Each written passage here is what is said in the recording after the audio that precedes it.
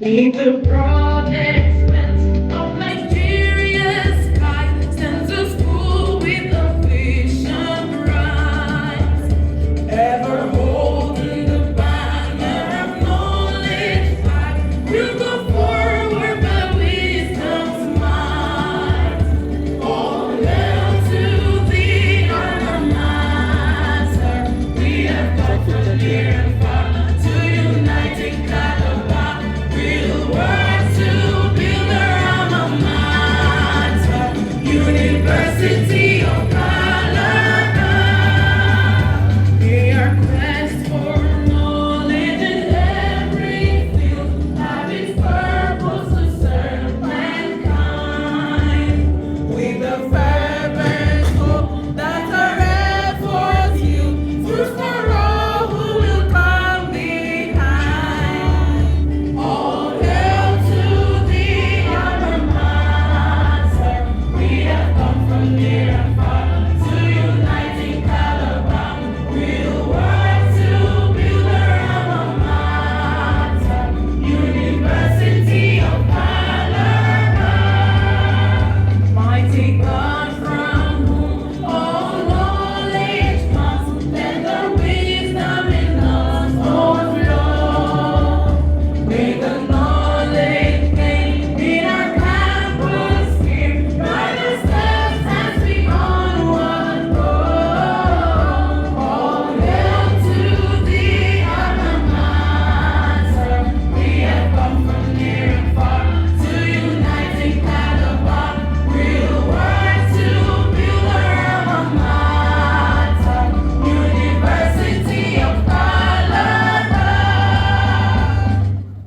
Please still standing. May I kindly invite the Reverend Sister.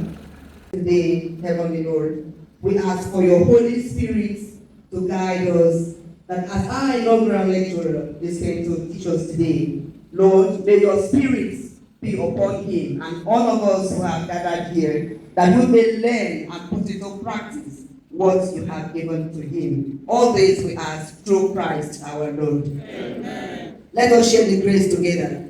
May the grace of our Lord Jesus Christ, the love of God, and the sweet fellowship of the Holy Spirit rest and abide with us, both now and forevermore. Amen. Goodness and mercy shall follow us all the days of our lives, and we shall dwell in the house of the Lord forever and ever. Amen. Thank you so much. You may please have your seats. May I welcome us to the 149th Inaugural Lecture of the University of Calabar, which has as its topic Institutionalizing the 4 Ps, Policy Pathway for Strengthening Marketing Practice in Nigeria. As you all know, Inaugural Lecture is a forum where professors pay their debt and share their researches in their areas of specialty. But before we go further, may I recognize members of the high table. First to be recognized is the chairman and the Vice-Chancellor of this inaugural lecture. She is no other person than teacher, Professor Florence Obi. Can we put our hands together for her? And may I also recognize here present the Deputy Vice-Chancellor Academic, Professor Tony Yang. Please put your hands together for him. And also to be recognized is the Deputy Vice-Chancellor, Research, Linkages and Collaborations, Professor Peter Okafor. Put your hands together for him. And we have in our midst the Registrar of the institution, Dr. Mrs. Chukwurah. Please put your hands together for her. May I also recognize the University Librarian, Professor Anibiet Ntui. Please put your hands for her. Also here present, Chairman, Committee of Deans, our new chairman. And please may I recognize Professor Inang Uda. You're welcome, sir. And also to be recognized is the Provost College of Medical Sciences, Professor Ngum Ngum. Please put your hands together for him. You're welcome, sir. Seated close to him, you have the Provost School of Postgraduate Studies, Professor Iyung Ubanga Iyung. Please put your hands together. And you also have here present the Provost College of Education, Professor German Ifa Anabubu. Please put your hands together for him. And may I introduce to us the person to unravel the shadow behind the inaugural lecturer, the citation reader. He is a professor of educational management, University of Calabar, Professor John Ondie. Please put your hands together for him. And may I specially introduce you, a professor of business and marketing education, Department of Business Education, Faculty of Vocational and Entrepreneurial Education, University of Calabar, who is also the director of DOBOC, Professor Chris Chukwurah. He will be properly introduced in the course of the lecture. May I introduce and recognize the present Dean Faculty of Vocational and Entrepreneurial Education, Professor Love Aso. Please put your hands together for her. Deans of other faculties here present, directors of institutes, heads of departments and units, please you're all recognized. Erudite professors here present, the chairman, ceremonial committee, University of Calabar, Emeritus Professor Chris Chukwurah, please you're recognized. Emeritus Professor Meusimi Bizier, please you're recognized. May I also recognize all past inaugural lecturers, invited guests, members of the university community, Malabaita Malabresis. Malabaita Malabresis. Thank you so much. At this point, may I recognize the immediate family of the inaugural lecturer. First to be recognized is his wife, his better half, his darling, his sugar in his tea. She is Lady Dr. Margaret Chukwurah, a senior lecturer at the Department of Curriculum and Teaching, University of Calabar. Ma, can you stand for recognition? Please put your hands together for her. I may also recognize the children here present. Barrister Mrs. Sandra Boda Izuki, JP. You're welcome. Wave to the crowd. Barrister Henry Chris Chukwurah, Miss Doris Chris Chukwurah, and Mr. Xavier Chris Chukwurah. You're all welcome. His cousins are also here present, Mr. Timothy Ayo Chukwurah, and Anthony Wabili Chukwurah, Mr. Matthew Ono. Please, you're all recognized. The grandchildren are not left out. The grandchildren are here. Master Neto is okay, and Master Pandeval is okay. Please, you're all recognized. The clergy is quite a long list. His Grace Archbishop Joseph Ekuwem, Reverend Dr. Francis Ofiong, Reverend Father Emmanuel Duke, Reverend Father Fabian Epo, Reverend Father Bobita, Reverend Father Imo. Good. Please put your hands together. His in-laws, quite a long list. Former classmates. His in-laws, Chief Harry is okay. The list is quite vast. Former classmate, Professor Efiong Asuko, you, and the organizations that are here present. May I recognize Enugu People's General Assembly and Women Wing here present. Please put your hands together for them. Nsuka Family Union, you're here. Present, Igala Cultural Development Association, Calabar. President and members of Ikenga, University of Calabar, they are here. Please, you're recognized. Ibaji Development Association, Calabar, and Women Wing. Unical and UCTH Igbo Women Association, Calabar. Please, you're recognized. University of Nigeria Alumni Association, Calabar. Nigeria Academy of Education, Calabar. Special marshals, I've seen them. Can we put our hands together for them?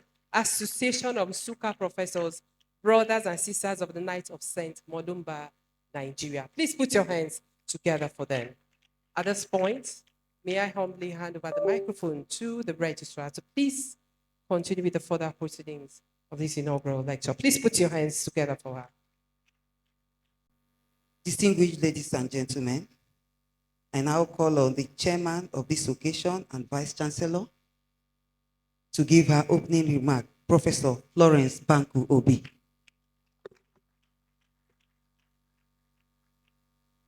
Principal officers of the university,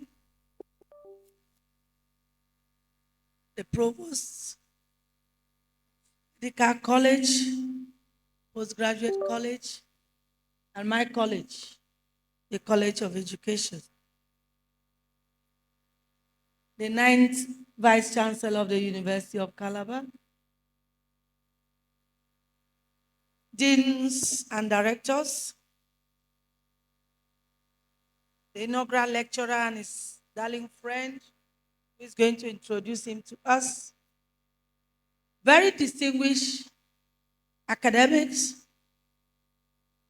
very, very distinguished guests who have come from near and far to unite with us here today and to honor our oath, Chris Chukwurah,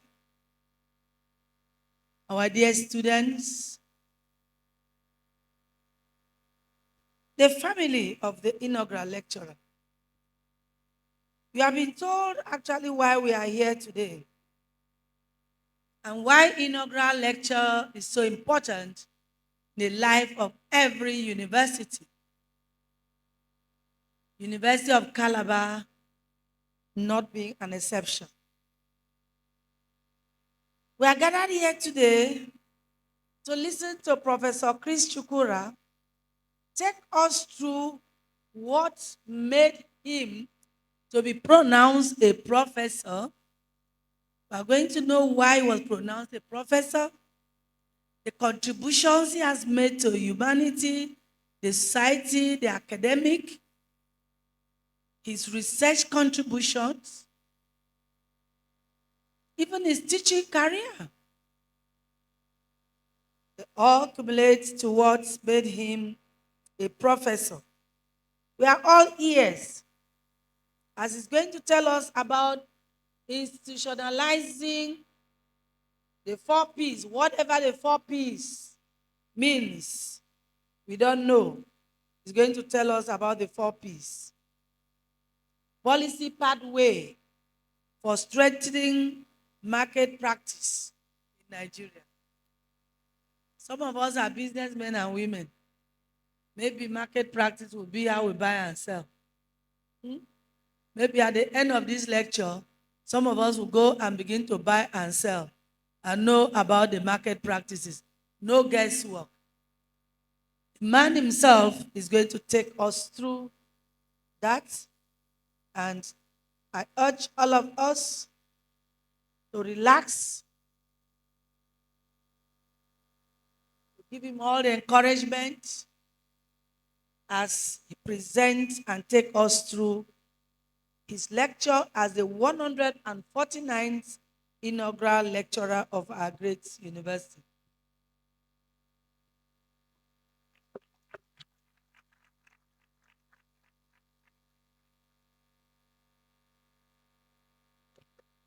The chairman, distinguished ladies and gentlemen, I'll now invite the citation reader, Professor John Undie, to read the citation of the 149th inaugural lecturer, Professor Chris Chukwurah.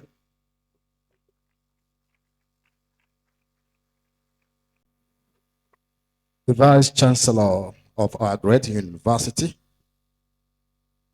Human Engineer Professor Florence Banku Obi, the Deputy Vice-Chancellors, Academic, Administration, Research and Linkages, Professor Tony Eyang, Professor Eno Inta, and Professor Peter Okafor, respectively. The Registrar for our university, Dr. Mrs. Chukwurah, the Chairman Committee of Deans, Professor Enang Uda. All other protocols as earlier established are respectfully observed. I consider it an honor and a rare privilege to be singled out, in spite of my biogeographic limitations, to introduce to this distinguished assembly my longtime friend of over 30 decades or 3 decades, whom I take as an uncle, father in African parlance, and whom I later became his colleague and his worthy brother. The history of the world is largely punctuated with the biographies of great men and women, as well as their exploit while on earth. Today, our university is beaming its searchlight on one of such great men from our university, a subsector of the great parameters of the Nigerian economy. Inugurugu, a quiet border town, a community in Uzo 1 in local government area of Enugu State that shares land boundary with Igalamela in Kogi State, saw the birth of a boy child into a polygamous family. He was the last and only surviving child of his parents, late Eze and Lolo Iyedegu Chukwurah, who, with the exception of the external realities, knew little or nothing that the young boy child's name would one day echo in university classrooms, auditoriums, lecture theaters, national and international conferences, the church, university administration, and politics. That boy, may I therefore crave your indulgence to request that Professor Chukwurah please do rise. That boy is today standing before us as Professor Christopher Chukwurah. He rose to power 3, the first professor of business and marketing education in the College of Education, in our dear university, and the 149th Inaugural Lecturer of the Self-Confidence University of Calabar, who in a moment will be explosive on the pole mix of the marketing mix, Christian institutionalizing the 4 P's, policy pathways for strengthening marketing practice in Nigeria. Professor Chukwurah demonstrated early resilience, determination, and capacity for independent analytical studies as he progressed with the speed of light from primary school straight to the university without attending secondary school education. A feat that satirists parables would have been considered an attempt to do the impossibility. This swift advancement was never a challenge along his career path, either as he further progressed seamless along the academic ladder to the commanding height of the academia. His story in this direction remained a valid litmus experiment for educational policy generation and shaping implementation of SEN for overall development planning for reconsideration of the constitutional relevance, the second tier of education. The inaugural lecturer graduated top with a bachelor's degree in adult education with specialization option in business education. His insatiable quest for knowledge and his master's and doctor of philosophy degrees in business and marketing education, all from the only University of Nigeria in Nsukka. Owing to this, our inaugural lecturer family circumstance, his initial drive for education, his science for self-help and self-sponsorship, convinced his parents, who are being issue explains feeble faith and attempted to rid themselves of the cost and stigma of failing to provide university education for their ward, but later became even more attracted and supportive to his pursuit of university education. In spite of these early obstacles, against academic effort, Professor Chukwurah overcame all and sustained a successful academic career for which his inaugural today stands as a testament. The journey took him through St. Francis Primary School, Ugurugu, through Commercial College in Nsukka, extramural classes, to the University of Nigeria in Nsukka, where he finally bagged all the above degrees and certificates. His swift movement to the academia, epochal and even life-changing, which further underscores a dictum in Isaac Watts' poem that says, "Little drop of water makes a mighty ocean." This made him previously a big engine in a small car, but the reverse is the case today, as his story changed miraculously, like that of the 10 lepers. Though he did not behave like them after healing, he remained eternally appreciative to all those who offered him assistance. He can therefore be aptly described as indeed a big engine in a big car. The inaugural lecturer began his academic career in the University of Calabar as an assistant lecturer in the Department of Curriculum and Teaching, Business Education Unit to be very precise. This was in June 1994, 31 years ago. The Department of Vocational Education was created in 2010. Professor Chukwurah was then appointed as acting head of department, a position he held till 2012. He grew steadily through the ranks, and in 2014, he was appointed full professor by the Governing Council of the University of Calabar. Vice-Chancellor Ma, it may interest you to note that our distinguished inaugural lecturer was the first PhD holder in business and marketing education in his community and even in his local government. The first and the only professor of business and marketing education in his community, even up till now. In his quest to publish his text on marketing education, he sought for and was granted sabbatical leave in 2013 at his alma mater, the University of Nigeria, Nsukka, to achieve this milestone. This is heartwarming and exemplary that he departed from the uninformed, unacademic, and ignorant thought that sabbatical leave is primarily for mercantile, pecuniary value, or to rid oneself of decent poverty. As he returned from sabbatical leave in 2014, he was elected the Deputy Dean of the then Faculty of Education, now College, and served under the deanship of Professor Florence Banku Obi, our amiable Vice-Chancellor, who is today seated here. He became the acting Dean of Education in 2015. When the Dean was elected Deputy Vice-Chancellor Academic, in 2016, he was elected the substantive Dean of the old Faculty of Education in a keenly contested election, an election that was described as the most competitive in the history of the Faculty of Education in our dear university. As part of the Inaugural Lecture Signature Project, as Dean, the introduction of faculty fabric that has remained today as a college fabric. The inaugural lecturer academic output for scholarship is well evidenced in his extensive scientific research publications to his credit in both local and international peer-reviewed journals that are very visible in several search engines. He has attended several conferences and presented academic papers. He has supervised over 25 master's theses and 10 PhD dissertations in the less subscribed field of study of marketing education. He has been attracted to sisters universities in Nigeria and, as I said, 11 professorial candidates to the rank of professor. I thought we could clap for that.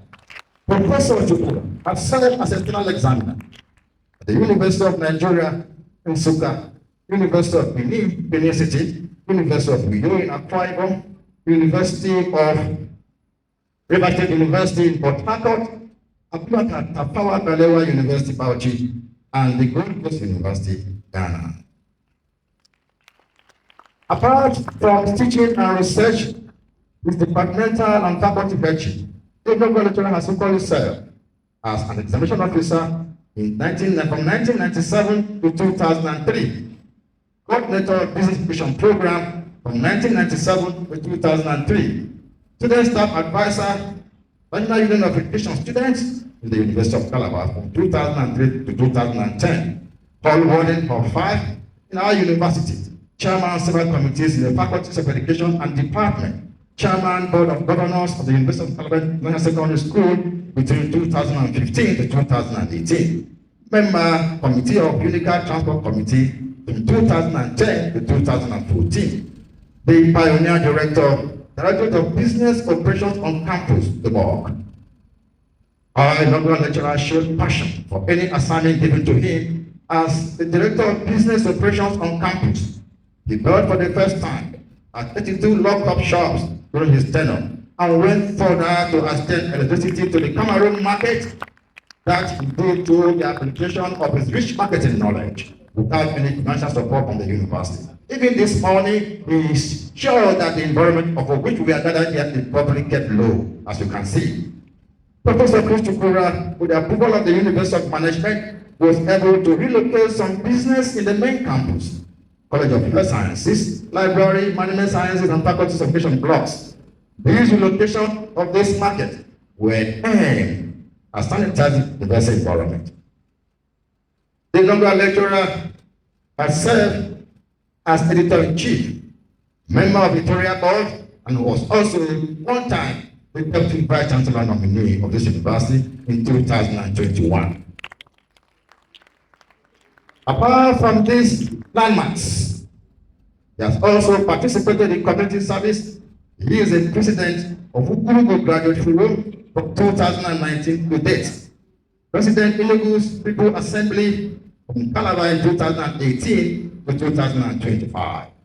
He belongs to many learned societies, which include Member Association of Business Educators in Nigeria, Member Association of Professional and Technical Educators in Nigeria, Member the Nigerian Academy of Education, certified teacher registered with Teacher Registration Council of Nigeria. The inaugural lecturer is endowed with many parts of multiple skills and abilities. He is a polygon, speaks many Nigerian languages, including Igbo, Hausa, Yoruba, English, and his mother tongue, the Igala language.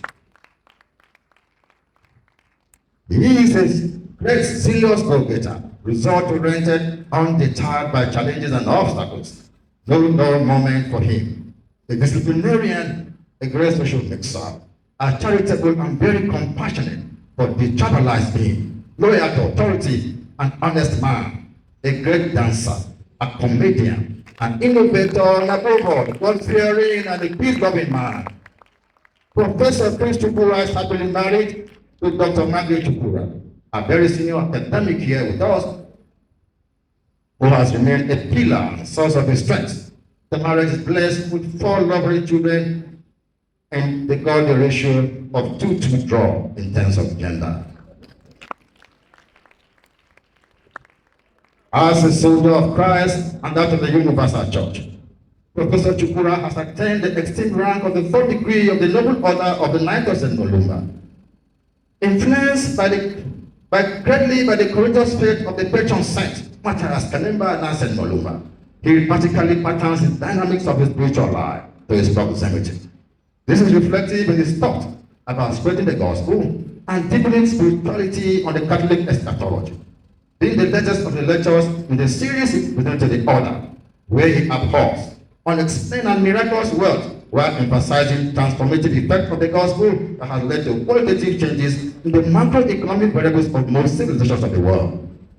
In the political arena, our inaugural lecturer equates an ideologue, I mean a philosopher of his own party, but underscores good governance as he renders services even as an umpire to various missionary campaigns in Nigeria. One of such, that he almost lost his life for being too truthful.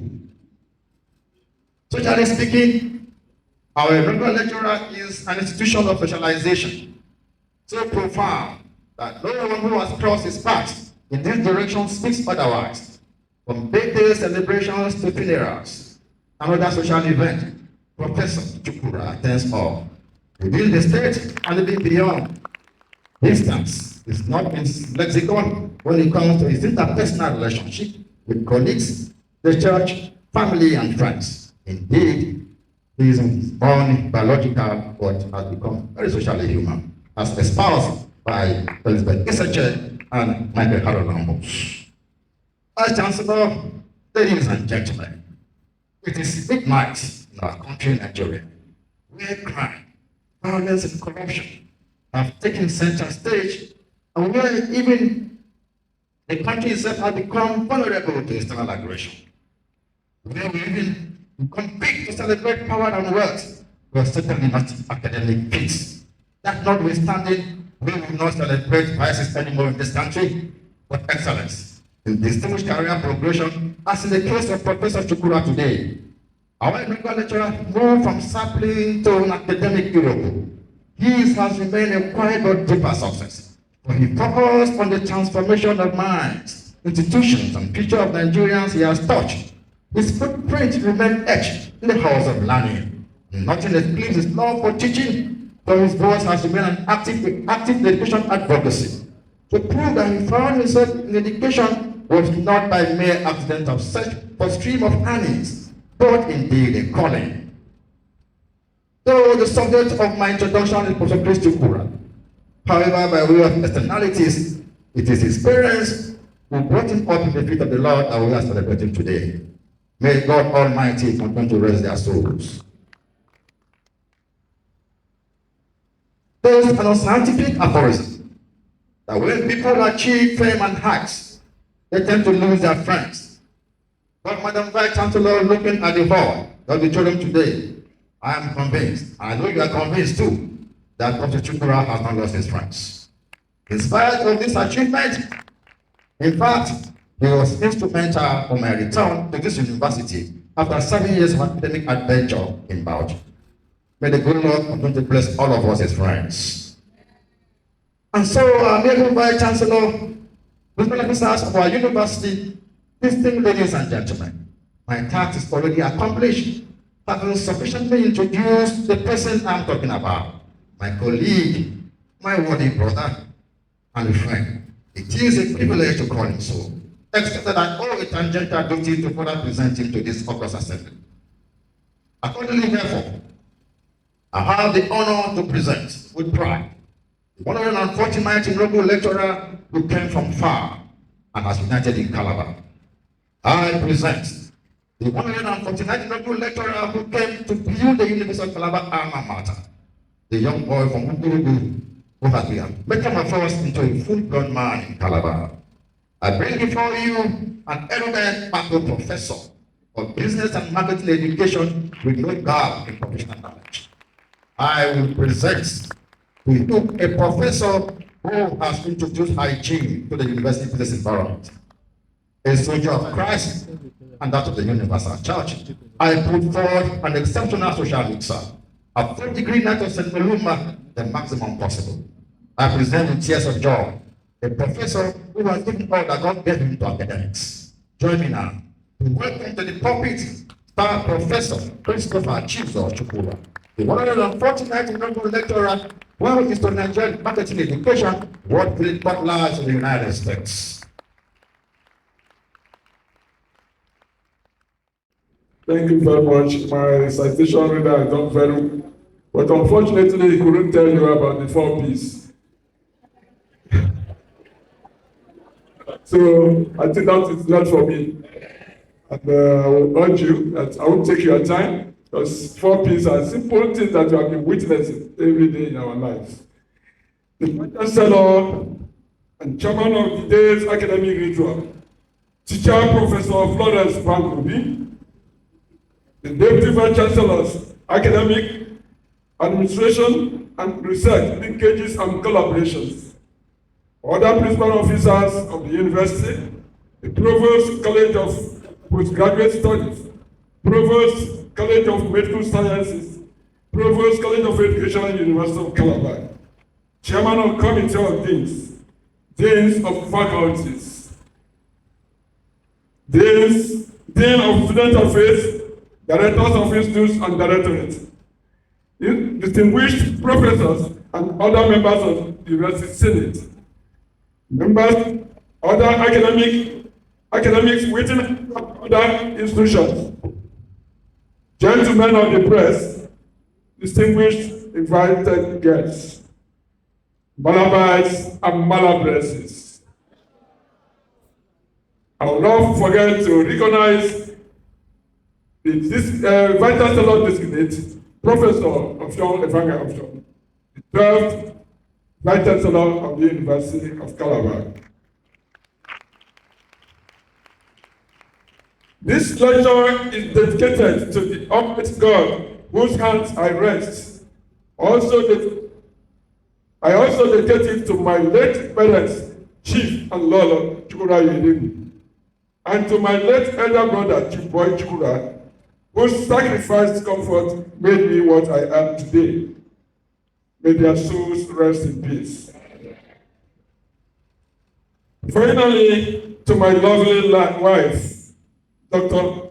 Mrs. Margaret Uchenda Chukwurah, and our lovely children, Ojonukwa, Adwachuku, Ufedo, and Abimona, for always being with me throughout my struggles. My distinguished and golden Vice-Chancellor, Teacher Professor Florence Banku Obi, I am highly delighted and full of praise to the Almighty God for ordaining this day and using you to ensure its fulfillment. I am grateful to you for making it possible for me to free myself by paying my academic indebtedness today, and to the university that provided the platform for my career growth. I was born into a polygamous family. The story you must have heard when my citation brother said it here. He told me everything, how I did not go to secondary school, but after my primary school, I went straight to the university and I became what I am today. To God be the glory.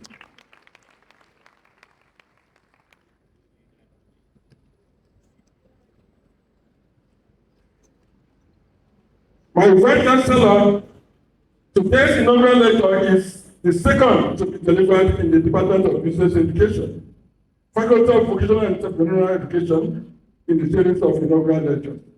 The first one was delivered by Professor Chris Chukwurah under the Department of Vocational Education. I am once again grateful to the Vice-Chancellor, Professor Florence Banku Obi, the great teacher, the entire members of the University of Calabar community, and the general public here present for the wonderful honor given me to deliver this lecture. I was meant to know that inaugural lecture is the debt that every professor of the university must pay. It is important for me to seek the black coat before it is dark. I have decided to speak on institutionalizing the 4 P's policy pathway for strengthening marketing practice in Nigeria. What is market? Market is just a place, anywhere, where a buyer and seller meet for the exchange of goods and services. And during this period, there is usually what we call money. It represents the meeting point of demand and supply.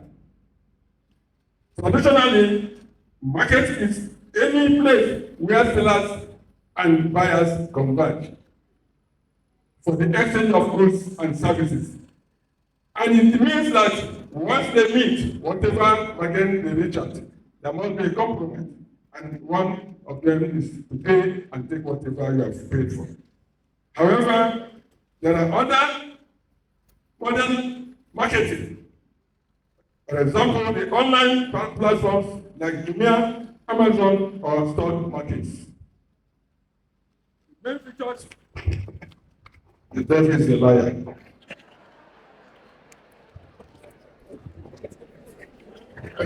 The main features of a market include the buyers, the sellers, products or services, medium of exchange, communication and interaction.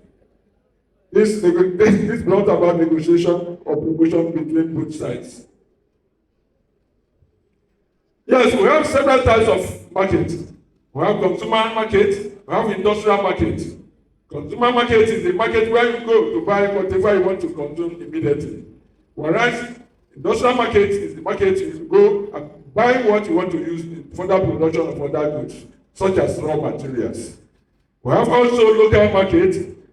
This one is restricted to a small area or community. And national market, this usually involves trade across borders. We have physical market, where you face your customer face to face. You buy or you sell one-on-one. Whereas we have virtual or online market. Transaction here occur digitally. Example, e-commerce. Now, talk about marketing concepts. This is where we know that any marketer or producer or manufacturer must try as much as possible to identify the needs and the wants of his customers, so as to be able to provide them satisfactorily at the right time and at a price affordable and willing to be paid for. The evolution of marketing thought is reflected in 4 main business orientations. But before then, let us know, what do you mean by 4 P's? 4 P's are the most important elements that hold marketing practices. Without them, there's no market. They are the product, the price, the place, and the promotion. Those of you who are surprised, who are coming here today to know what is 4Ps. These are the most important aspects of marketing. Without product, you cannot talk of marketing. Without price, you cannot talk of market. Without place, you cannot talk of market. And above all, without promotion, there's no marketing. And both 4Ps should interact with each other. They have to interplay. Just like I said, product, the price of every product depends on the quality. Depends on how good, how packaged that product is, and where can that product go, how possible it go to, that can it satisfy the consumers. And price is determined by this quality of products. And that's why most of the times we regard products or goods we buy based on their prices. But today in Nigeria, it's no more like that in our marketing practices. Because our traders have understood that once you give them a higher price, even if it's an inferior product, they believe that that is the most superior goods because of the price is high. Any article or any product that's price is cheap, they don't see it as anything. They don't regard it as a superior good. So today, product, price, place, and promotion have a lot to do in our marketing practices. We talk about production orientation. We talk about product orientation, sales orientation, marketing orientation. All these things are what a producer or a manufacturer has to have in mind in doing whatever is made, especially in production.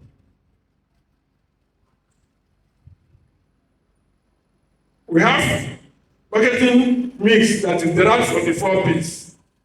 And under this marketing mix, we have, like I said earlier, both price, place, and place we're talking about is when we talk about distribution. We'll come to that later. Now, how do you determine price? Pricing policy. This is determined by the quality of the goods. Depends on is determined by the distance where these products are to be sold or to be bought. Some of us now know that here in the city, Calabar, what you buy today here should not be the same thing to go to Godswill, for instance, to be cheaper. But before you transport yourself back to Calabar, you must have paid the equivalent price because of what? The factors affecting our distribution of goods and services. And that's when we talk about distribution channels. These distribution channels, when you look at our roads today, because of other routes, could be by water, could be by air, but depending on the type of product you want to sell or buy. And distribution of goods facilitate the flows of goods from the producer to the consumer in the right time and place. And that's why we say that whatever we are producing today must go to the consumers before we think that our production is complete. Because unless the goods are in the hands of the consumers, production is not complete. I mean, no be true.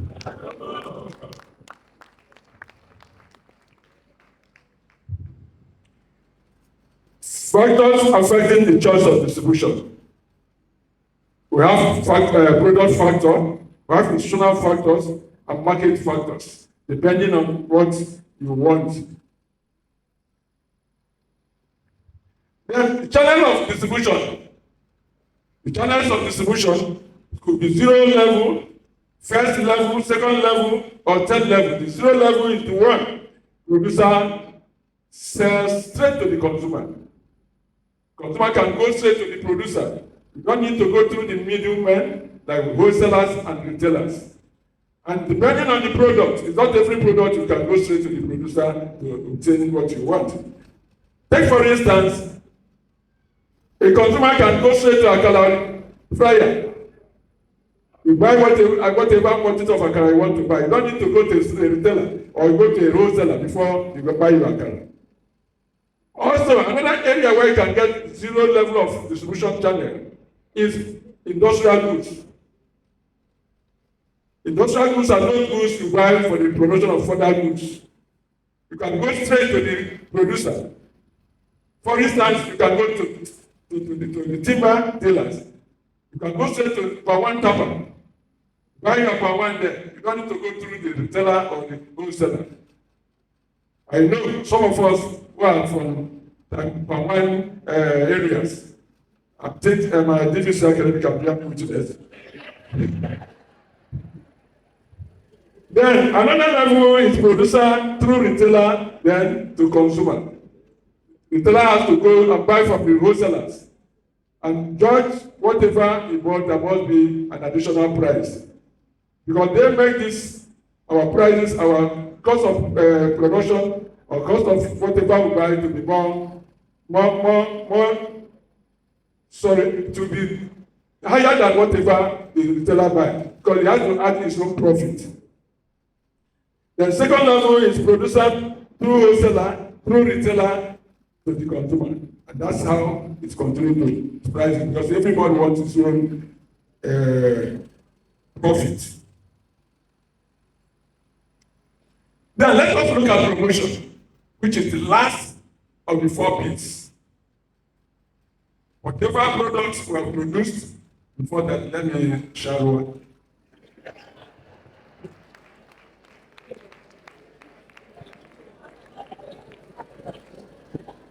Yes, that reminds me when the citation reader was describing the inaugural lecture, he told you about being very, very good at many languages. I'm a polyglot. So in case I keep any extraordinary language, please pardon me. And that is why I'm a good marketer. Because the best thing for any marketer is to understand many languages so that you can capture varieties of customers. Promotion. This is a set of activities designed to inform and persuade consumers about the products or services offered for sale by the marketer. We know in sales promotion, that's where we have market advertisement, advertising, we have personal selling, on salesmanship, publicity, public relations, or direct marketing. And all these things are under promotion. They have their challenges. We know today that our promotion exercise today in Nigeria is not something that you can, is nothing to write home about. Because of what? Because of want of maximization of profits. Everybody wants to get cover of what he has. And as a result, it becomes a problem that we, the consumers, cannot agitate for our rights.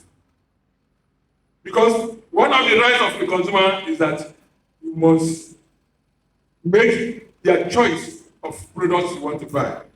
And we have the right of safety. Whatever you buy from the market, you have the right that you be safe and you cannot just eat anything you like and tomorrow you go to the hospital.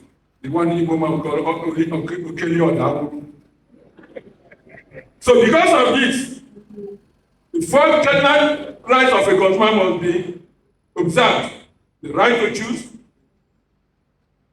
right to be heard, right to safety, and right to be heard. When anything happens to any product you buy from the market, you have the right to sue whoever sold it to you, or whoever is the producer.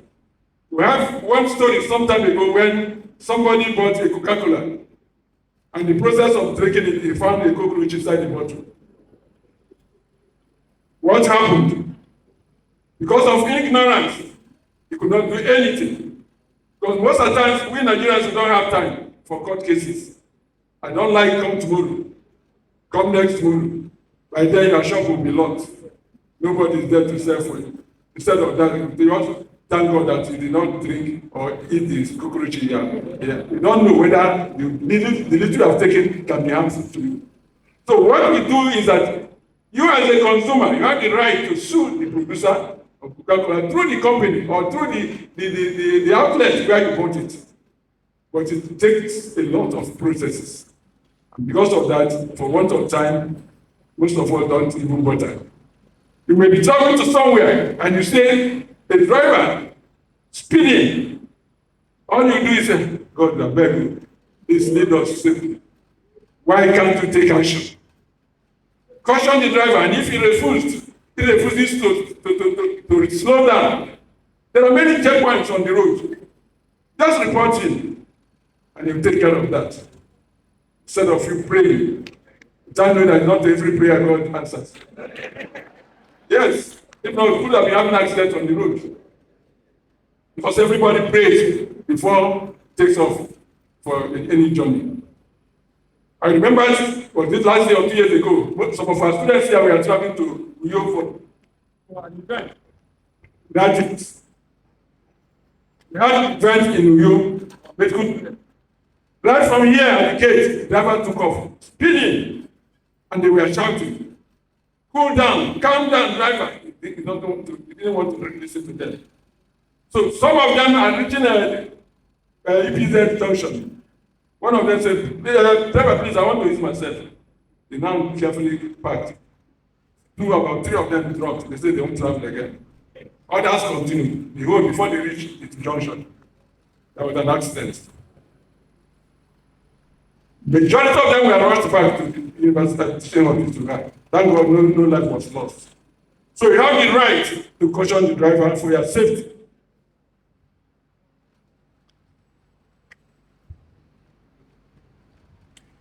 Challenges for 4Ps of marketing. As we talk about 4Ps, they have obligations. They have obligations roles to play within the market arena.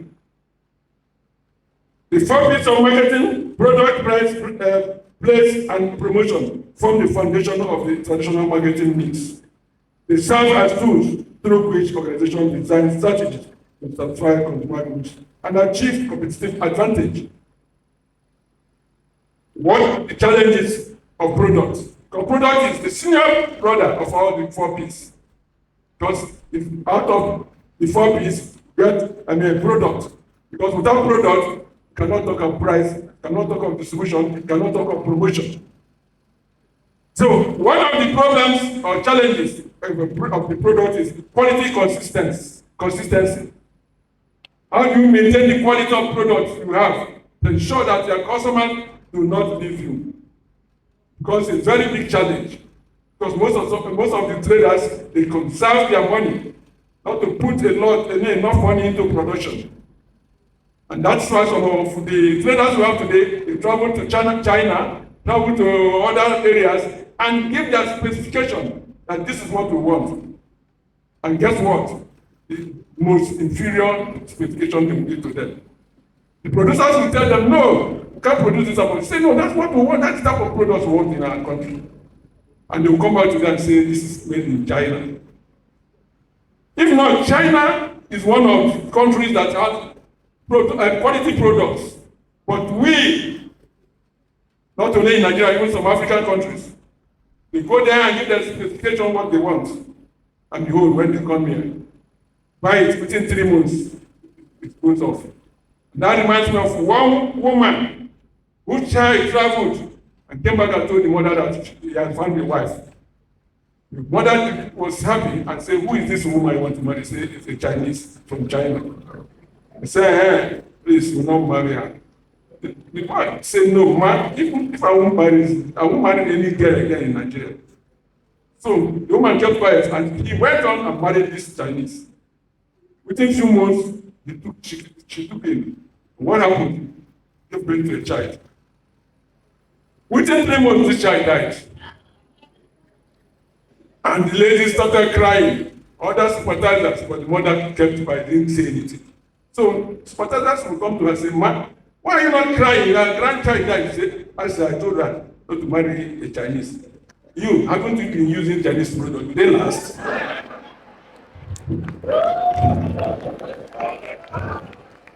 So that's the problem. So when we try to maintain consistency, quality consistency, then innovation pressure.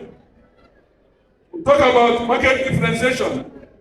How do we differentiate from one market to the other? How do we differentiate from one product to the other? Is the program challenges of the product. Then we talk about product life cycle. How do we manage life cycle of our product? Because everything, every creature, being a human being or anything, we have life cycle. And what does that mean? A product undergoes development, from development to growth, from growth to maturity. After maturity, one next, the last day, that's declination. Start declining. Even human beings go through the same process. A woman conceives, that is through development, under development, during birth, gives birth to the baby, and the baby continues to grow. That's growth level until it gets to maturity. If you're a woman and you get to that level and nobody's in naked, you have to be very careful. You know what is in naked? Yeah. That means you are trying to overgrow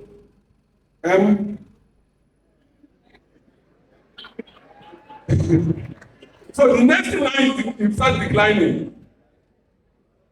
Start declining. But initially, when you are growing, they will talk to you, your parents will talk to you, just look to the other side. Go out in the morning, come back in the night. You don't know what you are doing until you get to maturity level and nobody comes to say, please, ma and pa, I've come, I've seen an apple in your house. If you are lucky, you will sit there. But if you are not lucky, you will be there till you get to the declining stage. And by then, people will say,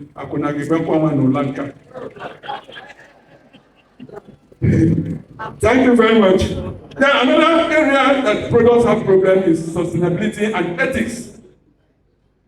Sustainability and ethics. How do you sustain what you have? So that there will be no problem. Whatever you have that are selling today, sustain it. And for you to do this, you have to go through what we call product marketing strategies, product development, balancing products, and so on and so forth. Then we'll talk about ethics. That's one most important aspect of marketing. Moral and behavioral tendency. Some of us don't bother, we don't care. Because we see marketers rushing. Something we're supposed to sell 2 naira, we increase it to 5 naira. Especially when we get to what we call skilled stage of our marketing. That's when a shop was newly opened. The price will be very, very low. But as consumers continue to come, they will increase the price. By the time they will start withdrawing. No matter the self-service we give to them. Some of them will not even tell you, like Chinese. When you offend a Chinese customer, he will not tell you until when you find you don't see him again in your shop. That means he has gone. As he goes, he will go and tell other friends. See that shop, don't go there. This is my experience there. So because of this, we need to have good moral in our marketing practices. So that we don't sell inferior goods, adulterated goods. And this is why we are talking about institutionalizing the 4 P's, so that all these things should be under guidance, under law and order policies that will guide our marketing practices. Because if such policies is there, this ethics we are talking about should not be there, adulterated goods should not be there. And one of the areas we need to talk about this institutionalizing is to ensure that we have collaboration with other agencies. Marketers, producers should have what we call policies that will guide their behavior in marketing practices. Then what about price? Price also has challenges: price sensitivity, inflation and cost fluctuations, competition and price wars, value versus affordability, and global variation, which is the most important, the worst challenges price suffers. Because what we talk about global variation, we are looking at international market and our local market, whose prices are not the same, even though our own homemade may be better, but the prices in the international market, global markets, will be higher than our own because we believe that their own is superior to our own, which is not true in some cases. And that's why today, our mentality today is that Nigerian made goods are inferior goods. And that's why if you go to the beach, tomorrow is Thursday, go to the beach there, you see trouble, bend down. Thursday is the day of opening bills. That's why you see grade 1. And thank God, some of you know it. Each time I go for a road safety walk, I see some of you crossing the line. I know now you can do. Yes, we talk about distribution challenges. A lot of challenges. 2 months ago, we witnessed one boat that capsized between Niger and Kogi State, precisely in Onuba community. 200 marketers feared death. Shady camera. Because they were rushing to the market. And that is the only boat, but the passengers were more than the boat can carry. And they cannot go 2 times to carry all of them. And at the middle of the sea, the mishap happened. That is one of the problems in our distribution channels. Is the road the best? No. Get up today that you are going to get here. It will take you 3 hours. Let alone. Okay. One of my brothers who traveled from Lagos for this inaugural lecture started journey 2 days ago in Iketa. And he arrived yesterday 10 p.m. Because of what? Bad road. All these things are detrimental to our distribution channels. And who suffers it? You and I. Because the sellers will add whatever suffering they have encountered into the prices. Travel today with a handbag, they will charge you as load at the Inaugural office. Yeah, that is their own office. If you don't like, go. If you go, where are you going? Same thing, if you go to another park, they will tell you the same thing. So we have a problem. And the only solution to this is to institutionalize people. Yes, when I describe, this is the boat I was describing. See how big it is. And all of them went down to this. Promotion challenges. We have what we call media clutter, high cost of advertising, low consumer trust. Consumer doesn't trust the seller. The seller does not trust the consumer. What do we do? Limited reach in rural areas. Go to rural areas today. Since there's some of them, they don't even see anybody to buy it. Especially fruit. Here, 1 pawpaw now is 1,500. But when I traveled to Boki, they were making us to buy pawpaw 400 naira.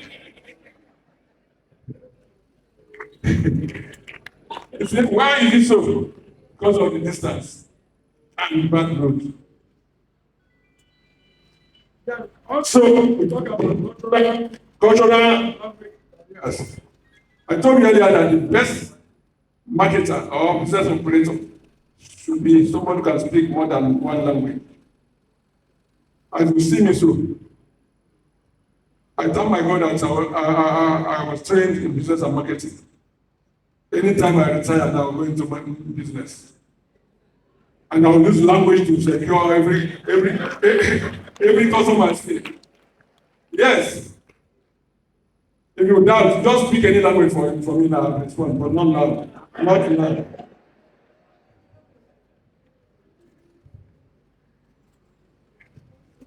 Marketing. Nigerian marketing system. This evolves significantly over the decades, though shaped by historical, cultural, economic, and political factors. You know, historically, marketing starts with what we call barter system, where we exchange goods for goods. But with new trends, we have gotten to this stage now where you can only exchange goods for goods through the exchange means of exchange, that is money. So it holds some elements of traditional exchange practices, and it's also influenced by globalization, technological advancement, and contemporary marketing theories. And that's why now we're in the modern marketing practices. And very soon, this our marketplace may not take place again. You can stay in your house, which is happening now. You don't need to go to the market. Nobody comes to your house to sell for you.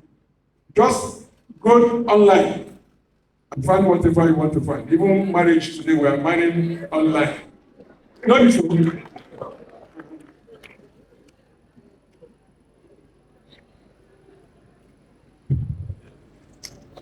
Repositioning marketing practice in Nigeria. You know, because of all these problems our 4Ps encounter, from time to time we need to reposition our market. And this is deliberate effort to make to change the perspective of a brand, product or services. You know, from time to time, you see some people start having change of mind. The way they are looking at things, the product they see yesterday is no longer the same today. They start becoming skeptical about the products. So what you do now as a marketer is to reposition the market. Find a way of innovation, change the brand, but it may be the same content. Like yesterday, when we were somewhere, they served Coca-Cola. One of the bottles was very big, and the person couldn't know what. He said, "What is this?" I said, "It's Orobo." They call it. He said, "No, Coca-Cola is not like it." So the seller came to him and told him that this is what they call okay Coke. Have you ever seen okay Coke? No, you never church. So this is one of repositioning market. It is the same content, but because it has been changed, it will now take a different price, even better than what it was, or higher price than what it was. What are the challenges? What are the challenges of repositioning?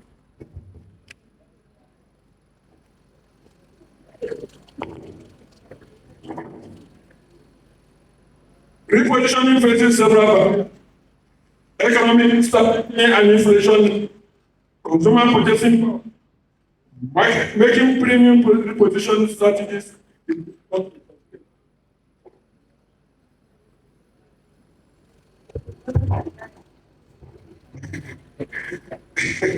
It's all about. Let me get to it today.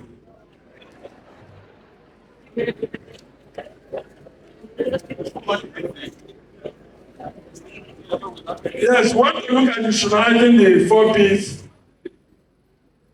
and one of them is policy integration. Now, how do we do this? By trying to integrate this policy into our development plan, national development plan. Whatever number of years is going to stay, let it be there. Integrate it into that. Also, we talk about strengthening institutions. The already established institutions should be strengthened. Give them the power, empower them, fund them, so that they can work very well. Remember, there was a time in our markets during a very high inflationary period. There was what we call price control.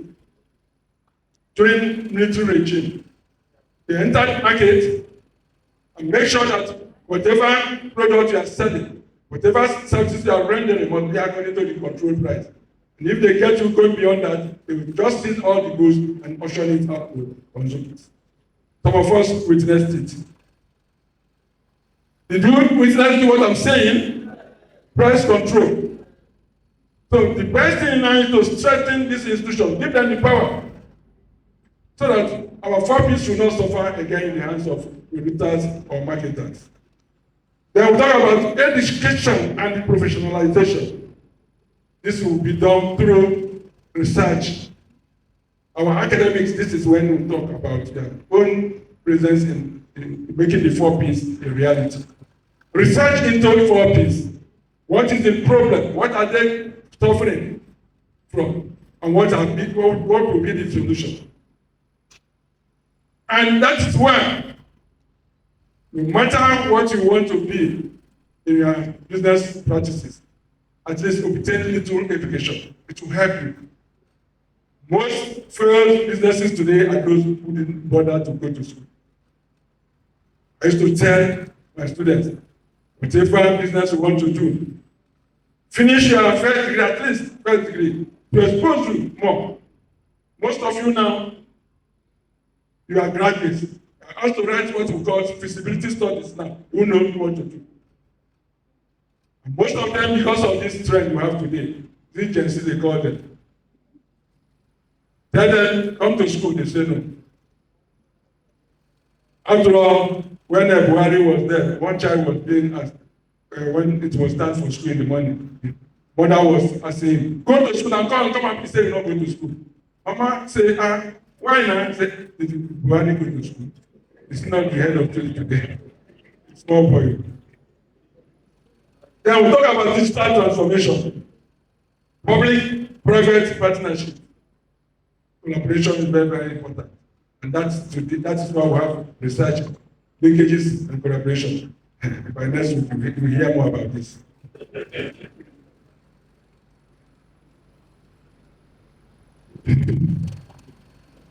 We also think about market segmentation as a strategic way forward to help these 4Ps. It is important to note that market segmentation is also a strategic way forward for tackling the challenges of 4Ps. It is the process of dividing the market into heterogeneous market into smaller, more heterogeneous groups of consumers with similar characteristics. You know, when you go to market today, no matter how big it is, every product or goods or service are not sold in the same place.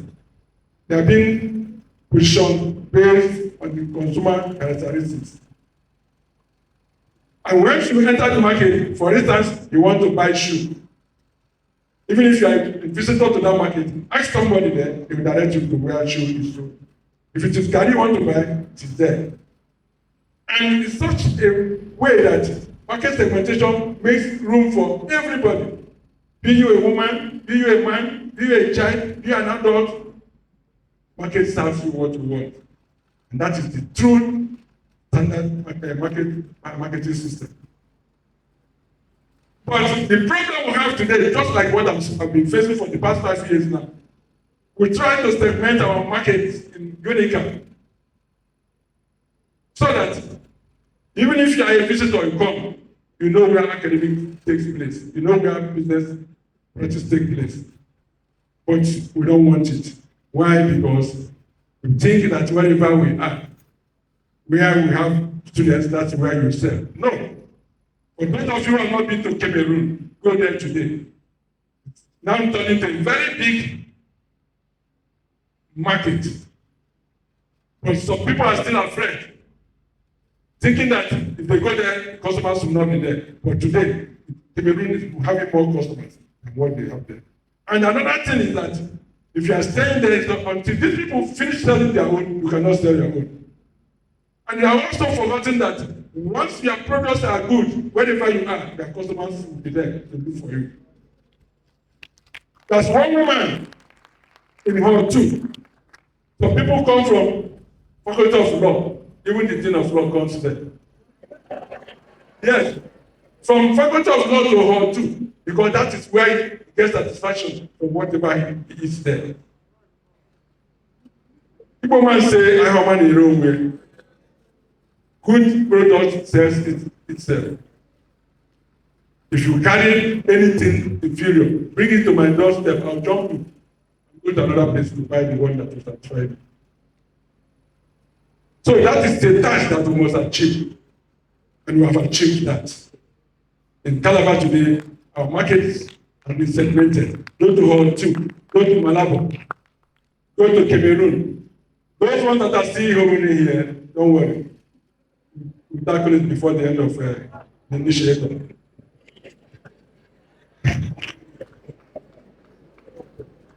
Yes, thank you very much. By applying segmentation, firms can identify and target profitable markets.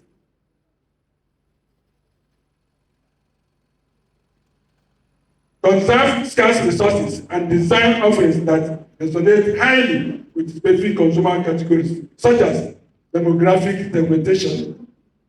This is according to the age of the consumers. Geographic segmentation. This one is based on location. Psychographic segmentation. You know, it's on markets. They look at people, their prestige, their status, to fix whatever price they want to fix. Because some of us would like to have that psychological ego. That we buy our goods from so shop. And because of that, they look at us as, and it is not true. That thing you bought from Spa, don't do it out, but you get the same thing at a cheaper price. Yes, I told you about Bendan in the beach. They'll go there and buy those things, come home, try clean it neatly, take it to boutique. And you go there without knowing, go and buy made in America. Then we have behavioral segmentation. This one is based on the behavior of the consumers. Yes. Let us see segmented market. Yes, see the market. There are many of them there. They tell us how market has been segmented. Then, how does segmentation address challenges of 4 Ps?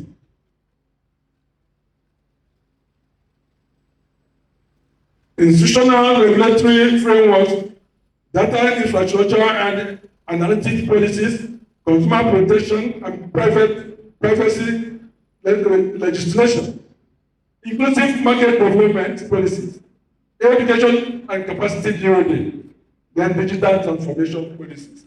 If all these policies will be established and maintained, in fact, that's a very pathway for strengthening market segmentation. Then implication of market segmentation. When we talk about implication for business practice, what do we do to sustain these 4 Ps? Our product, the price, the place, and promotion. Then what's about market segmentation for government and policy, public policy? What does government do to ensure that our 4 Ps are surviving in their practice, their marketing practices? Then we talk about implication of academic and higher education. I've told you that we need to research. Even in every market organization, there's a section we have research unit. This research unit, the role is to ensure that they have to research into the needs and wants of the consumers, and they give report to the production unit to ensure that they produce what the consumers want and what they need. Without that, if you go on and produce whatever you feel you can produce, believe it or not, you're wasting your time. And you will be the type of people who take their product to the market. They will finish halfway and take the rest to the house. And the children will now devour especially the restaurants. Each time their mama goes to market to sell, they will be praying so that there will be leftover. So that the first act of that day will be very, very crucial. But I know that their mama is suffering. Conclusion. My Vice-Chancellor, distinguished colleagues, ladies and gentlemen, Malabais and Malabreses, I want to conclude, greater fundamental. Thank you.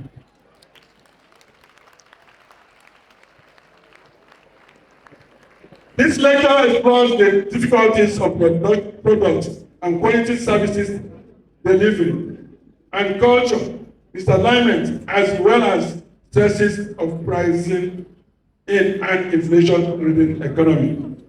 It also highlighted the frustration in the distribution of goods and services across broken infrastructures, and finally, the barriers of promoting products and services in a linguistically, digitally divided nation. These challenges are not artificial, but real, constant, persistent, disturbing, and sometimes overwhelming. Yet the story of Nigerian marketing system does not have to be seen as one of struggle alone. It will be a story of innovation, resilience, persistence, and strategic transformation. And the key that unlocks this transformation is what? Institutionalization of the 4 Ps and market segmentation. Because if institutionalization and market segmentation can work together, in fact, these 4 Ps will have no problem. And you and I, as consumers, will be enjoying the economy of this country.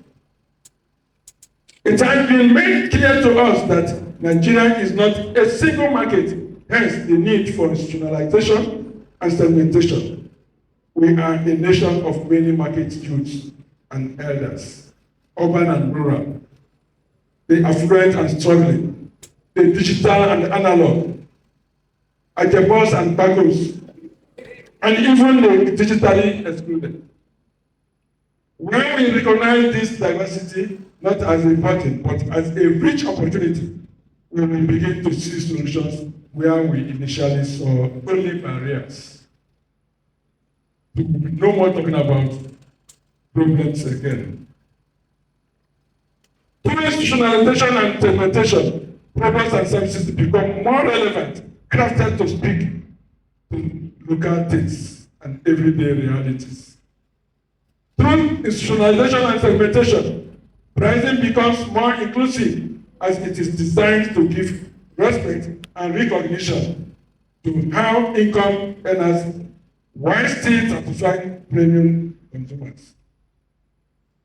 Through institutionalization and segmentation, distribution becomes more strategic, providing a means of reaching both the Buzi, Alaba, and Tinkan Islands, Lagos professionals, and the farmers in Boki and Unical local government areas, as well as the producers of rice in Ogun local government area. Through institutionalization and segmentation, promotion as a marketing mix becomes more effective, disseminating marketing, information in the languages the people understand, and through the media they trust. Because if other 3 Ps are okay, the promotion might be a problem. Because depending on the way you handle the advertising of a product.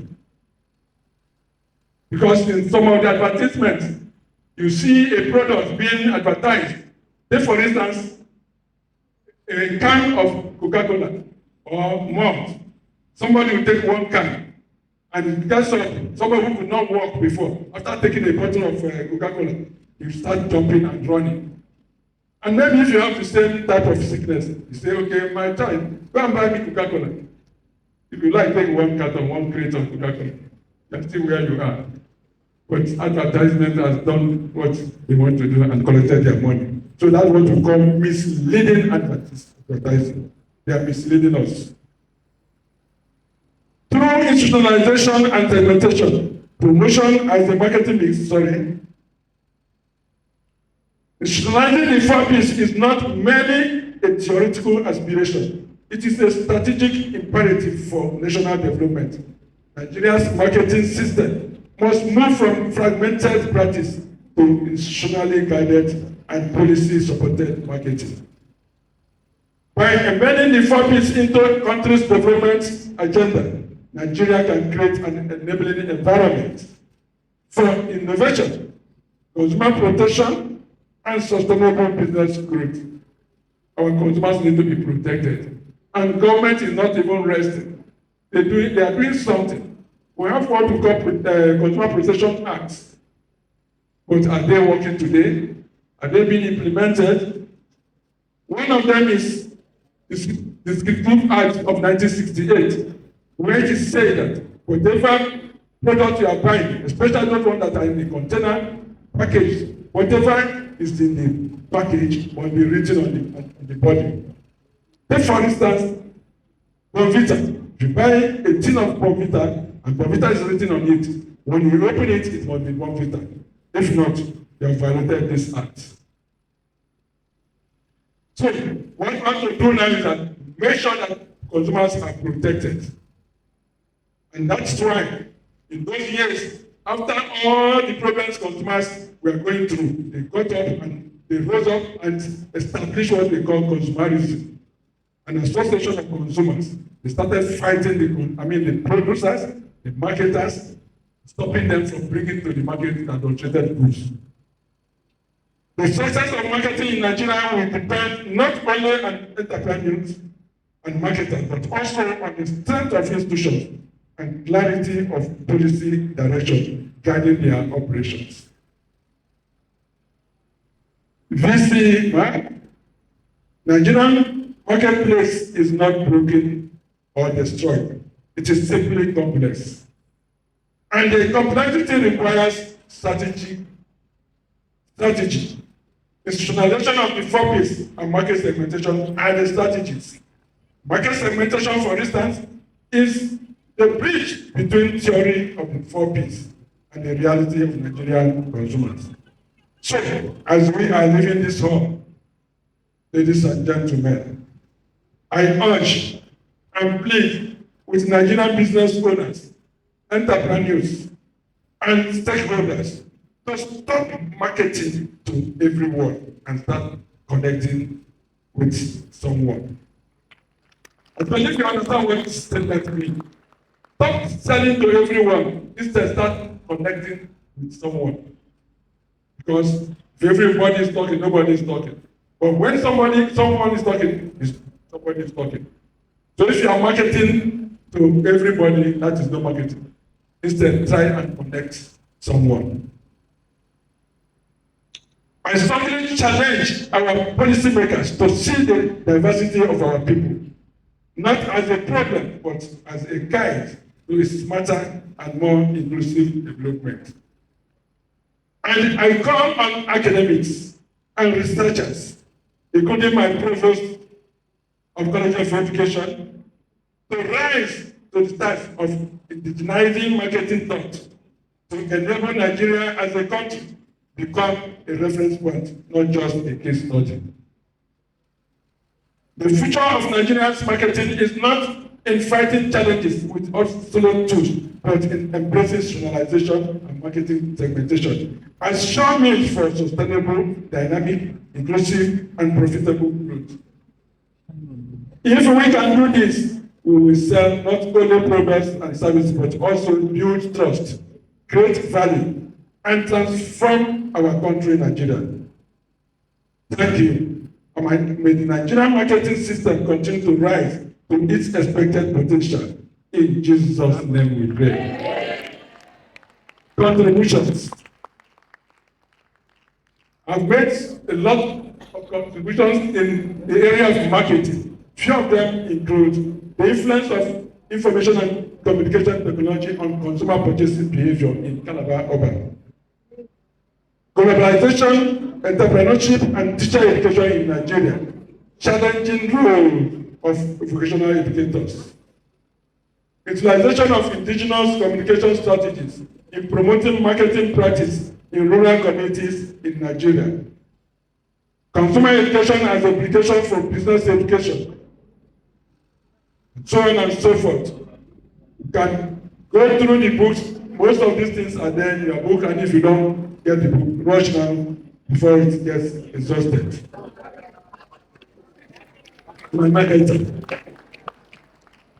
Acknowledgement. With my heart full of happiness, I wish to thank God Almighty. It is in Him I trust.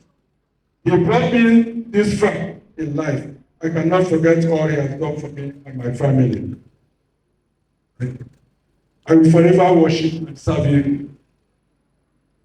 My gratitude goes to the 11th and first female golden Vice-Chancellor of the University of Calabar, teacher, Professor Florence Banku Obi, one of Vice-Chancellor. Man, you made me proud.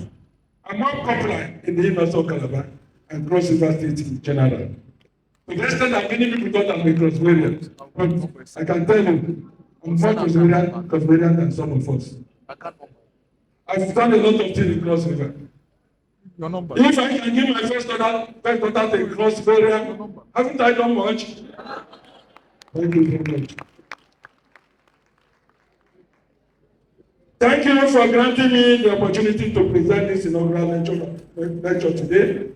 I owe a special gratitude to my late parents, Chief and Lord of Chukwurah, who sacrificed their valuable time, resources, and strength to nurture me. They saw me through my university education, but did not live to enjoy me. I also thank my late elder brother, Chief Boy Chukwurah, who locally mentored me and made sure that I became somebody in life. He was a good disciplinarian. Little did I know that he meant good for me when he punished me each time I went wrong.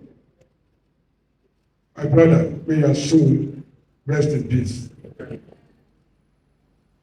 I owe my many thanks to principal officers of the University of Calabar, including the registrar, the bursar, and the chairman committee of this for great roles played. My appreciation also goes to the entire staff of Abali clan, our father on throne, Chief Unical, for his contribution to my educational success.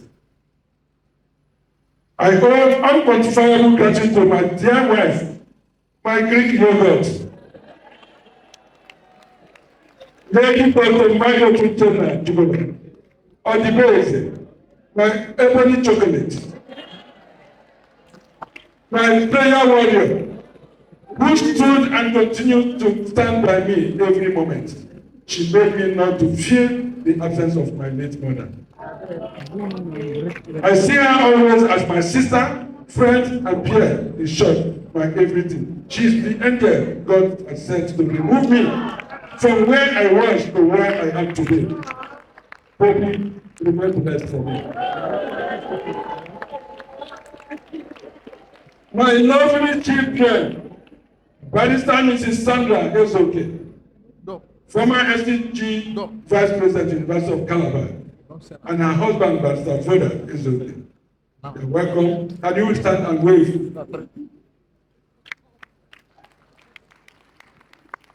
My son-in-law, Barrister Voda Ezoke. My son, Barrister Henry Chris Chukwurah, Ms. Boris Chris Chukwurah, currently on National Youth Service in Abuja, Mr. Sergio Chris Chukwurah, a 400-level student medical lab, University of Calabar, my cousin, Timothy Ayo Chukwurah, a 300-level civil engineering student in Unical. Then my in-law, Destiny Anthony Chinagoro. Can you stand all of you and wave? I also recognize my grandchildren, Masters and Masters Enyo and Ojile Ezuke.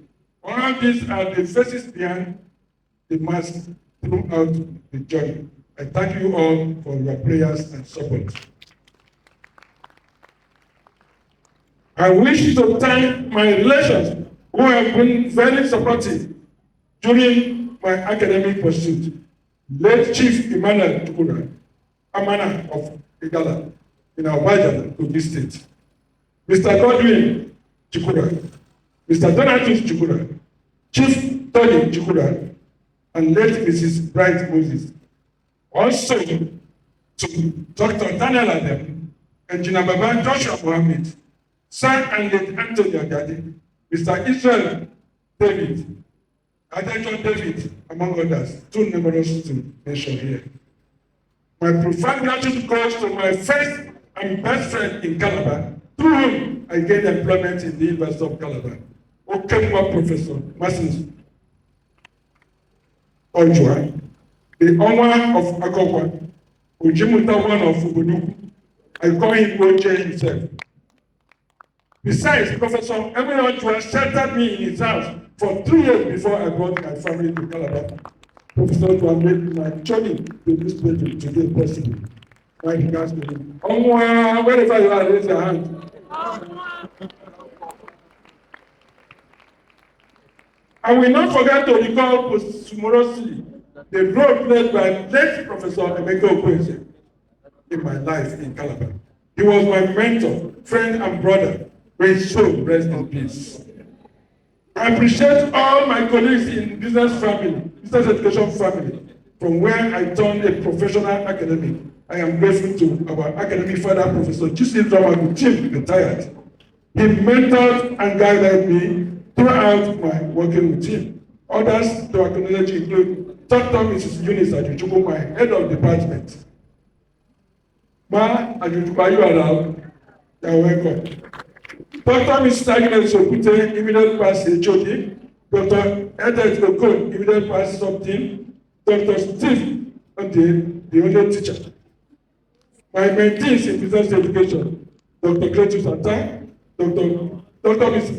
Mercy Akeke, Dr. Mrs. Patient Touche, Dr. Agnes Ewuru, Dr. Fabian Odida, Dr. Mike Oguchi, Dr. Piston Mason, Dr. Nejo, Mr. Isaac Kolo, Mrs. Maria Igwe, Mr. Tango Igwe, and others, too many to mention. They were all behind me during my journey. I also want to appreciate my other colleagues whom always answered each time I needed them. They are Professor C.B. Ben, Clement Ajibola, Lucas Ogunjimi, SBC Hanacho, Akon Wisu, and Naubon 001.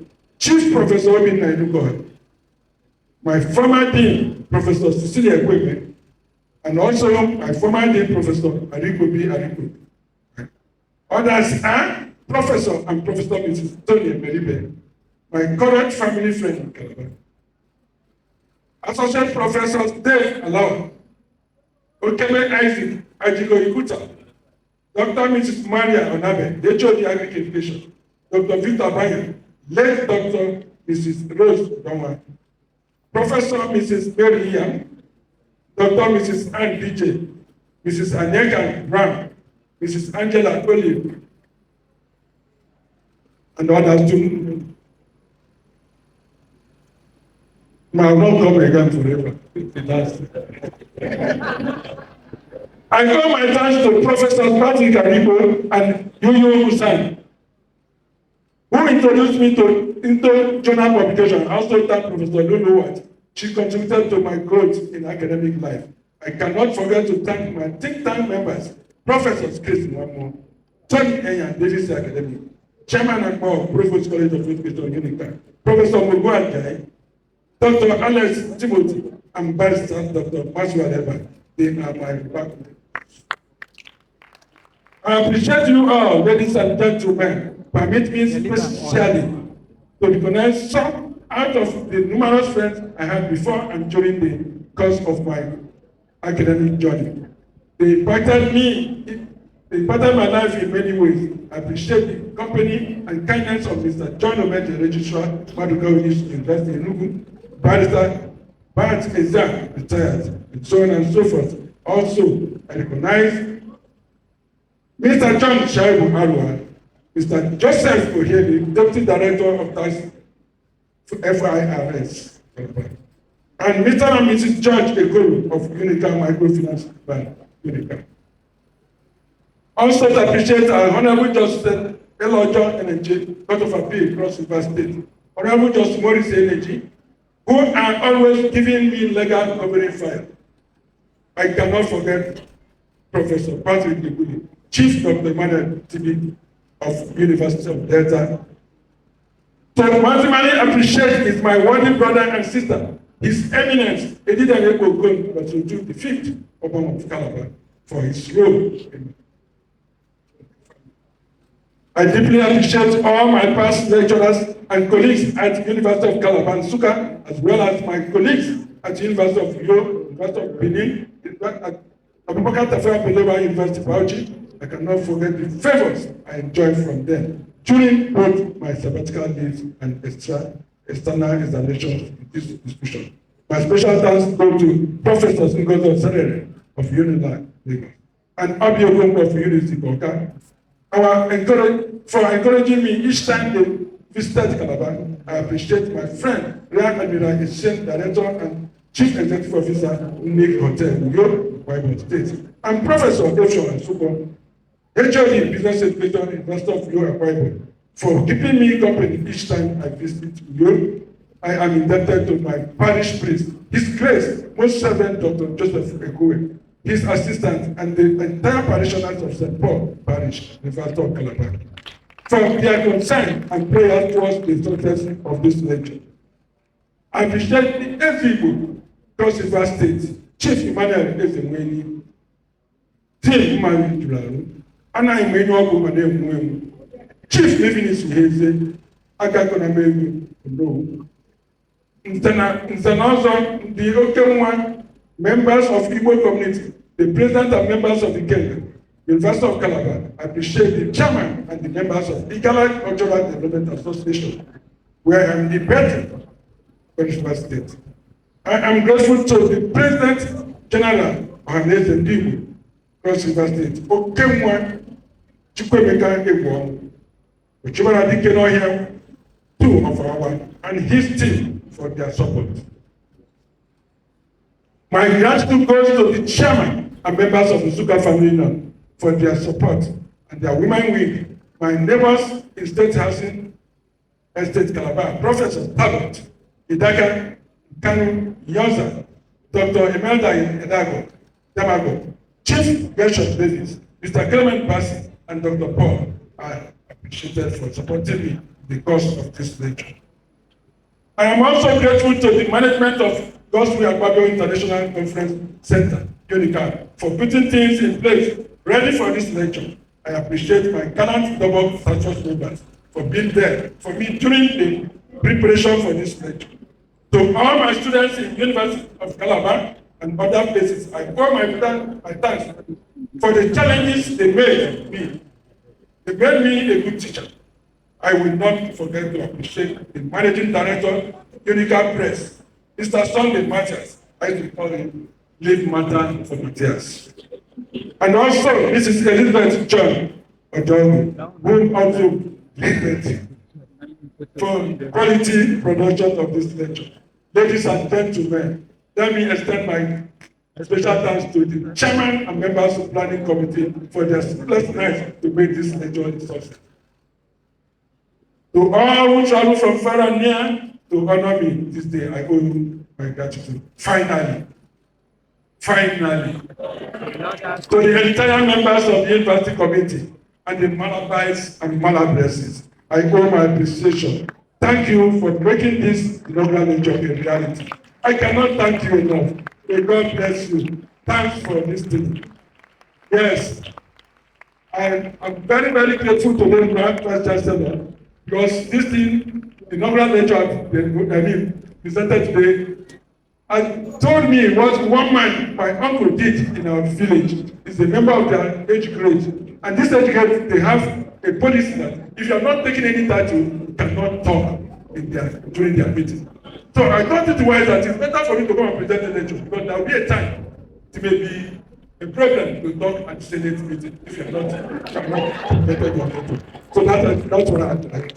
So when this man was to be made not to talk in their age grade, that was a certain year he took his own title. So immediately this thing was announced, the man jumped up and started dancing. Ojo Akpabio, Ojo Akpabio, Ojo Akpabio. Do you know what he's saying? That God said, thank you, Thank you and thank you.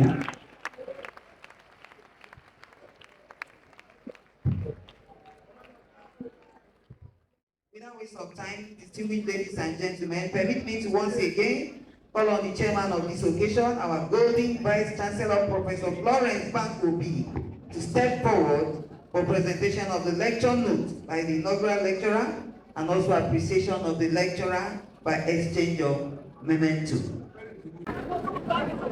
My Vice-Chancellor, I'm very, very grateful today that you have made it possible for me to escape the debt of this university. I can say that it's the university that is owing me today. I'm no longer owing you. So, on behalf of my family, I hereby present this inaugural note to you for the University of Calabar.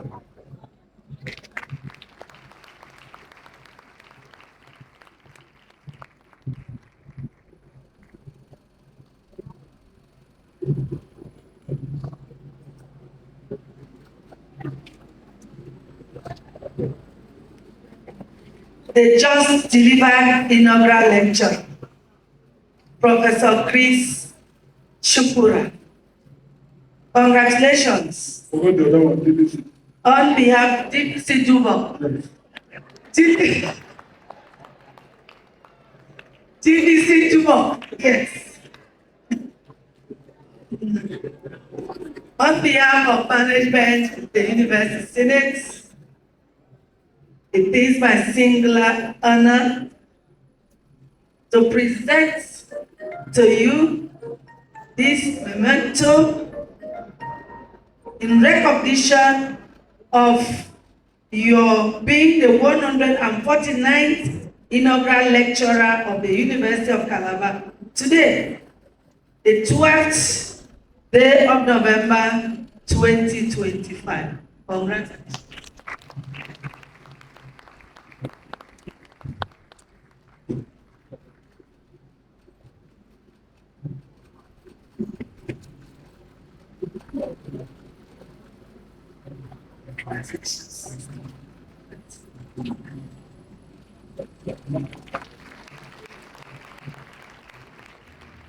We give you as mandate.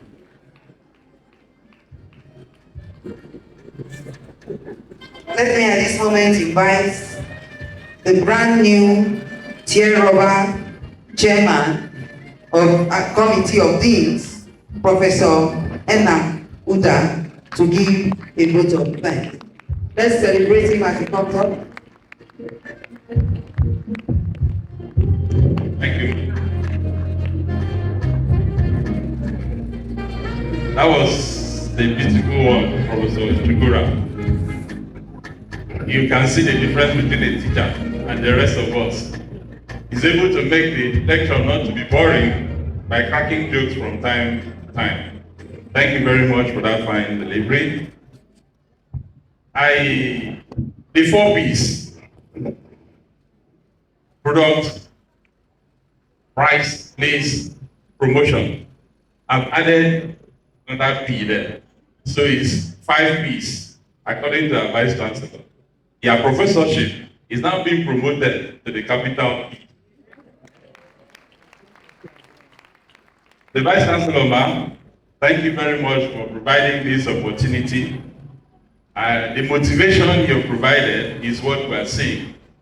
And like you said, a beautiful product plays out, and it also shows the input that was put in place to produce that product, and you've been part of the greater input in making this inaugural lecture something that we celebrate, this academic feast, something that we celebrate. So we thank you so much for keeping to your words, that you encourage inaugural lecture, and indeed, we have seen bountiful of them. I also want to thank the entire management team, the Deputy Vice-Chancellors, academic, research and linkages, the librarian, the registrar. I want to thank the provost of colleges, the provost of postgraduate college, College of Medical School, and College of Education. I want to thank the deans who are here, especially the dean of the inaugural lecturer, the Dean of Vocational and Entrepreneurial Education. Thank you for giving him the opportunity, and also his head of department. We want to thank the former inaugural lecturers who are here. I want to thank Professor Ikoke for always being here, retired but never tired. Thank you very much. I've seen council members who are present here, my employers. Thank you very much for finding time to come. Also want to thank Federal Road Safety, the people without guns, but all of us will stop when we see you. Thank you for coming in your beautiful clothes. Thank you very much. Want to especially thank the family, the wife. He has already described you, so my words will not make any meaning. Let us use his own words. And when Professor Chukwurah was describing you, I noticed your daughter was laughing so much. And I'm sure the person seated by her side will replicate that. Thank you very much for the entire family for coming. Also want to thank those with different uniforms. I may not be able to identify you, but I've recognized, and thank you for coming. You are very colorful and beautiful. Thank you, the Development Division, for putting this together. You are really appreciated.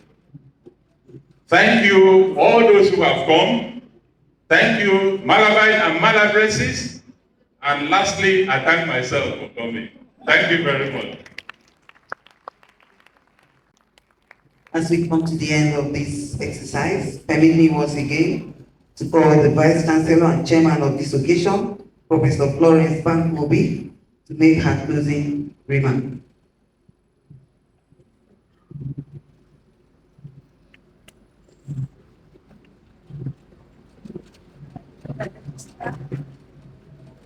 Thank you, the registrar. Very distinguished ladies and gentlemen, the 149th Inaugural Lecture. Congratulations once more. Congratulations and congratulations. Today, you have demonstrated to us, you have educated us, you have taken us through the process, all that you did that made you a professor. You said the university is not owing you. They are no more owing the university. It's good for the university to owe you. That's why it's your university. It's very bad for you to owe the university just this singular thing. It's a shame if you retire from the university and you don't deliver the inaugural lecture. Today, Professor Chris Chukwurah, you've done well. I said earlier that we are talking about strengthening market practices in Nigeria. That maybe at the end of his lecture, some of us would know how best to be market men and women. One thing I've known now is that you want to be selling garri and water yam and water leaf in the market, learn many languages. And be like Professor Chris Chukwurah. I'm wondering when you will start this your business and marketing. Is it after retirement? I thought you should have started now from Cameroon. The Cameroon that you have. For security purposes, you will not start here until after Cameroon. However, we are happy that we are done with 149th Inaugural Lecture. Come the 17th of same month, Monday 17th. Did I make any mistake? I said Monday 17th, not Wednesday. Remember, we have told you that the time will come when we will not just keep to the one inaugural lecture a week. or two. Next week, we'll be having 2 inaugural lectures. One will be on Monday, and that one is from a man who has worked very hard to strengthen our research in the University of Calabar the past 3 years. In fact, activities in research linkages and collaboration, and 2 years as Director of Linkages. Professor Peter Okafor.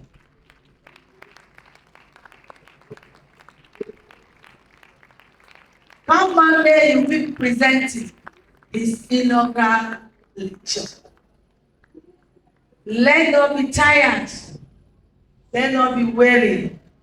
I'm sure you enjoyed this one today. The other one, Monday, we're going to talk about corrosion and corrosive things. So let me hear about that. After that same week, we'll have another one on Thursday. And then we'll be richer for it. But let me use this opportunity to appreciate you all for taking up the challenge. The chairman committee of the has appreciated me for the motivation. But I want to appreciate you more for taking up the challenge. I recall some time ago, we'll sit in the Senate and we'll be begging, please, who will present? You present, say, no, I'm not ready. You, they said, no, I'm not ready. Who were shying away from presenting inaugural lecture. Today, we are falling over ourselves. In fact, it has been put up to maybe September next year.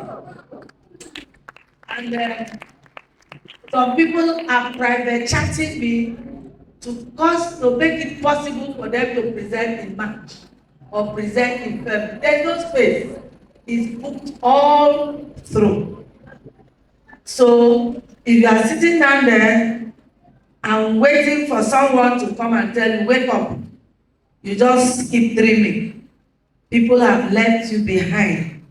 Every professor wants to be a professor with capital P. And the professors are doing well.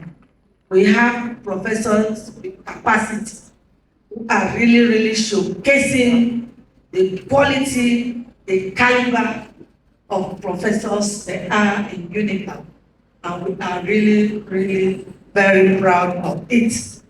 So our guests, thank you for coming. You've been appreciated. But let me also join my voice to say thank you. I see the Knights of St. Molumba here. Thank you for coming out in your numbers to support one of your own. Appreciate everybody who has turned out. And I looked at Margaret. She was just all smiles. And this is what she's been doing for so many years. Because with Chris Chukwurah, no dull moment. We'll keep you laughing and laughing. Just the way he has done today. Thank you everybody for coming. Please remember, Monday the 17th is another feast with us. Please come and let Professor Peter Okafor take us through the corrosive things. Thank you very much.